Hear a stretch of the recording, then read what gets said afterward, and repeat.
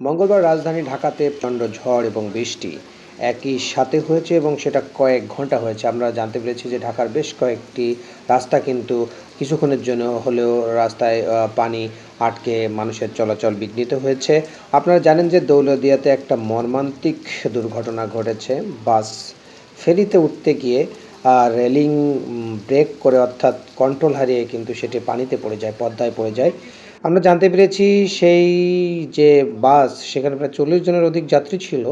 আ সে তাদের অবস্থা এই মুহূর্তে কী সেটি কিন্তু আসলে সঠিক কেউ বলতে পারছে না। আমরা আ ফায়ার সার্ভিস সূত্রে জানতে পেরেছি যে বাসটি পড়ে গিয়েছে সেটি পল্টনের নিচেই শনাক্ত করা হয়েছে। অর্থাৎ বাসটি এই মুহূর্তে আইডেন্টিফাইড হয়েছে। সেখানে উদ্ধারকারী জাহাজ হামজাও রয়েছেন। আর বাসটি যখন পড়ে যায় তখন বেশ কয়েকজন নারী, শিশু ও ছাত্রী উপরে উঠতে পারলেও বেশিরভাগ যে যাত্রী ছিল তাদের ভাগ্যে আসলে কী জুটেছে আমরা এই মুহূর্তে সেটি আপনাদেরকে পুরোপুরি বলতে পারছি না। তবে ইতিমধ্যে প্রায় ৪ জনের খবর আমরা পেয়েছি যারা দুনিয়ার মায়া ত্যাগ করেছেন।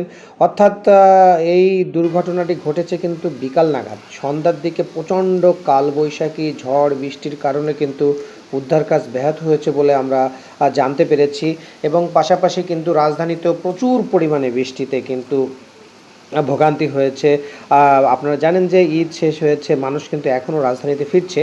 ফলে যারা গ্রাম থেকে অথবা তার কর্মস্থলে ফিরছেন যারা, তারা কিন্তু আজকে ব্যাপক একটা বিড়ম্বনার শিকার হয়েছেন। অর্থাৎ প্রচণ্ড ঝড় বৃষ্টিতে কোথাও কোথাও কিন্তু ওয়াটার ব্লকেট হওয়ার মতো ঘটনা ঘটেছে দীর্ঘ সময় ধরে মুষলধারে। ফলে হঠাৎ কালবৈশাখী ঝড়ে বেড়েছে রাজধানীবাসীর ভোগান্তি।